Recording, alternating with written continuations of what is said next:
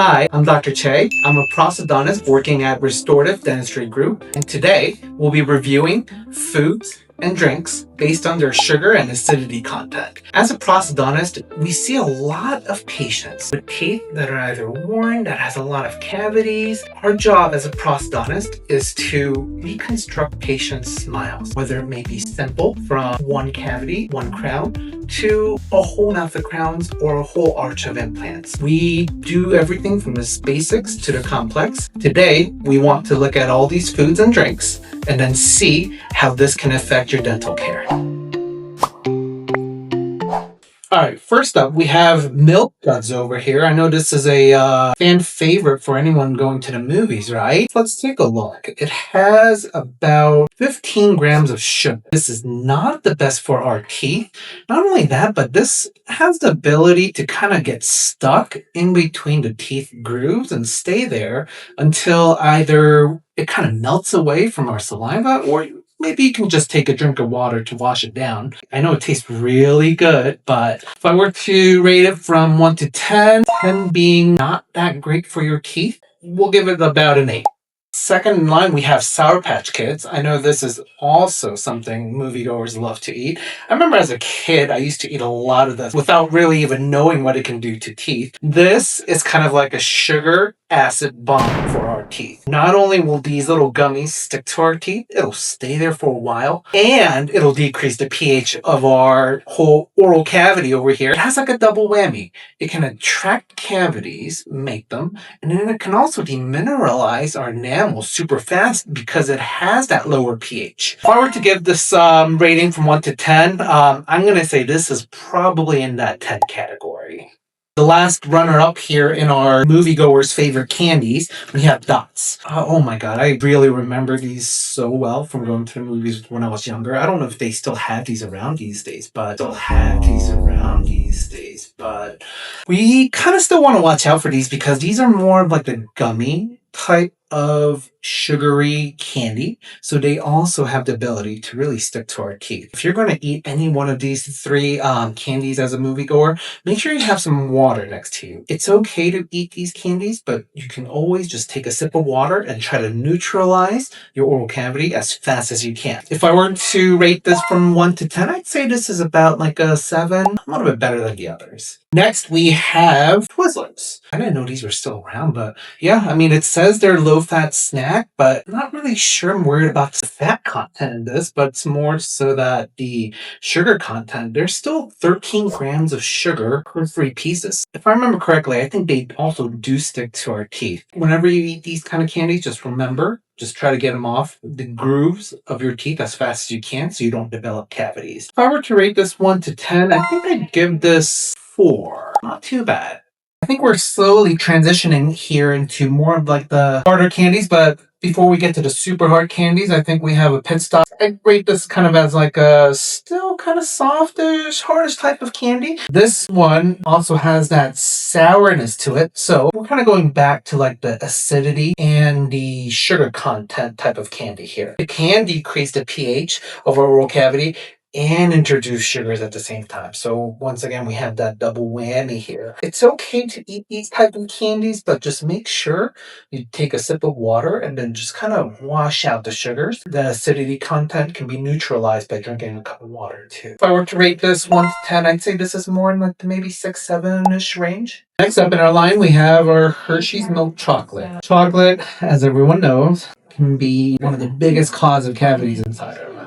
Whenever we eat this type of candy, we want to make sure we take a sip of water, neutralize our mouth so that the cavities do not get worse or new cavities do not form. On a scale of 1 to 10, I'm going to say this is more of a 10 level. Okay, so next up in our candy lineup, we have Jolly Ranchers. I know everyone loves these. I loved it when I was a kid, and I still love it. One thing you really want to be careful when you eat Jolly Ranchers is that you do not bite down on these things in the beginning. They are hard as rock. They have the potential to break teeth. However, by keeping them in our mouth for a long time, it can create an atmosphere where the sugar decreases our saliva's ability to keep our mouth at a neutral state. I know these are really tasty, but on a factor 1 to 10, I'm going to say these are more on like the maybe 8 level.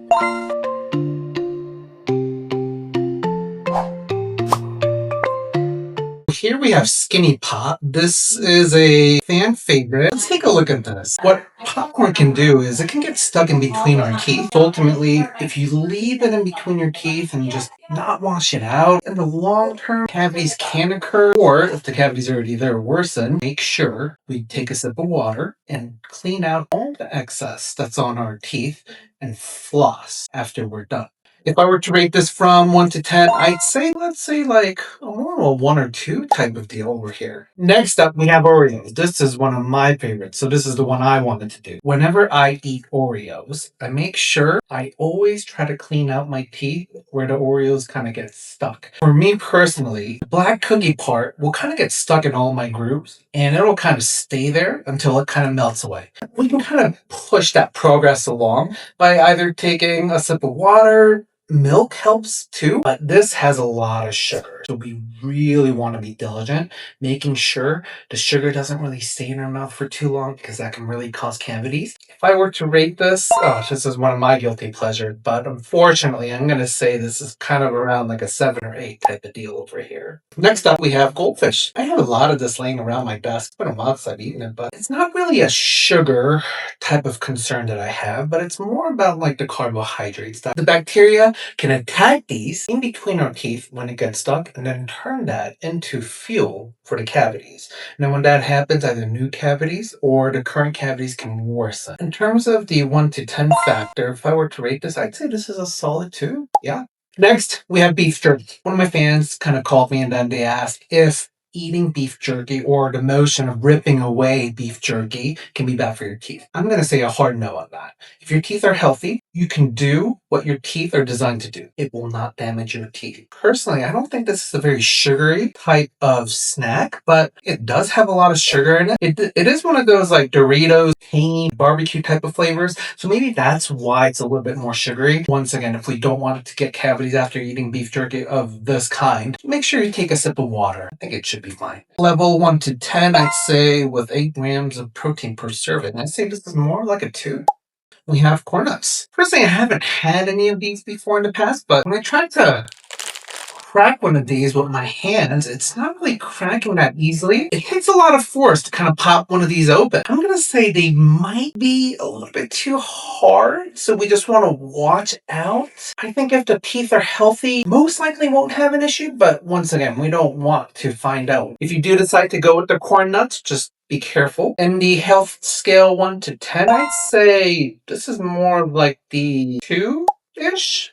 Last up, we have Welch's. I think whenever we try to stay a little bit healthy in our choices, we just want to be careful a little bit and then we read what's really on the label. Because on top here, it says whole fruit is our main ingredient. But if you look at the bottom here, it says it's made with natural and artificial flavors. Whenever we pick out something like this, we just want to make sure, question whether it's really made with whole fruits or it's more like a candy type of made thing with a lot of sugar in it. It does have quite a bit of sugar in it per pouch, 8 grams. I think this one also kind of comes with vitamins A, C, and E. So whether it's super bad for you, it's a little questionable. It can stick to your teeth, so we really want to watch out for that. If I were to rate this 1 to 10, compared to the other stuff, I think it might be a little bit better. So we'll give this one a 3.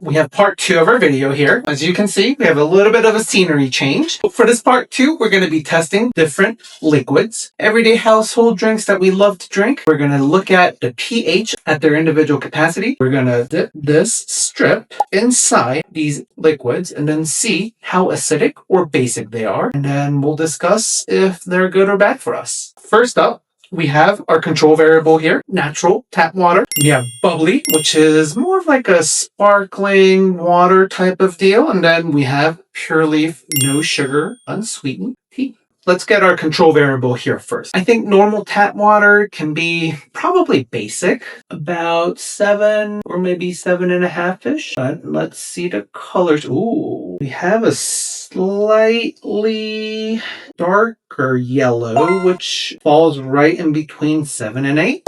Next up, we have bubbly grapefruit flavored. So let's take a look at what pH this is. Changing colors. Let's see. This looks more like a slightly reddish orangish color. So I'm going to say this is around like maybe 2 or 3. And that means it's actually pretty acidic. Any type of drink or food that's below something called a critical pH level for our mouth, which is around 5.5, that can actually decrease pH levels in our mouth, which can actually over time cause enamel to disappear. This can lead to sensitivity, loss of enamel, and in severe cases, our bite can actually decrease due to this issue. Our final one in this segment, we have Pure Leaf, no sugar, unsweetened. Let's see where this one is. Ooh, this one is also in the 2 to 3 range. Oh, this one's turning color fast. Okay. Yeah, so I think this tea is pretty acidic. In this drink specifically, it does indicate that it has citric acid. With that being said, this is also below 5.5. So we just really want to be careful drinking these type of fluids. We have 3 more drinks in front of you guys. First, we have Thirst Quencher from Gatorade, Glacier Freeze, and this is the version with the sugar. Next, we have Celsius, Sparkling Peach Vibe. Our last one here, we have Poppy, Watermelon Flavored. Let's test out Gatorade and see where we are. God, this is changing color incredibly fast.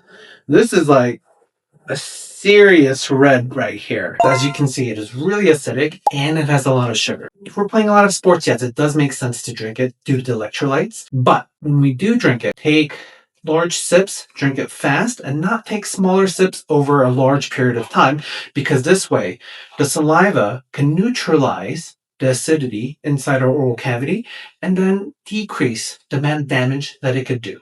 Next, we have Celsius. Let's see where we are with the pH on this one.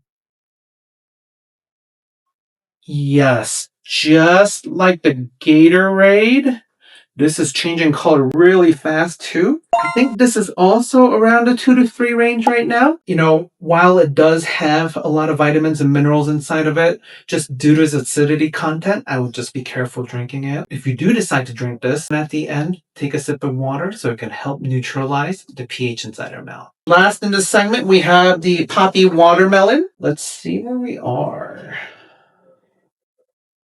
Okay, not too much of a color change. Let's see. It kind of looks like to me it might be in the 4 to 5 range. A little bit more neutral than the Gatorade and the Celsius. You know, we are still kind of below that magical number of 5.5. But if this is your go-to, I'd say this is a little bit better than the rest of them. In our last segment, we have the traditional Coca-Cola here with the sugar. This is my favorite, unfortunately. One of my guilty pleasures, Diet Coke, and then we have Coke Zero. Let's see where the pH for these 3 are, and then we'll finish up and have a discussion. Let's see what the traditional Coca-Cola is at. And this is changing color super fast here. The color indicator kind of tells me this is in like the 2 to 3 range. Not only is it really acidic, it has a lot of sugar. This can cause a lot of cavities. It can cause enamel to demineralize. I'd say if you are going to drink Coca-Cola, at the end, just take a sip of water and just make sure all that sugar and acidity is neutralized. Next, we have my favorite. I actually don't know what the pH of this is. Okay. This looks more like a solid 3-ish to me over here.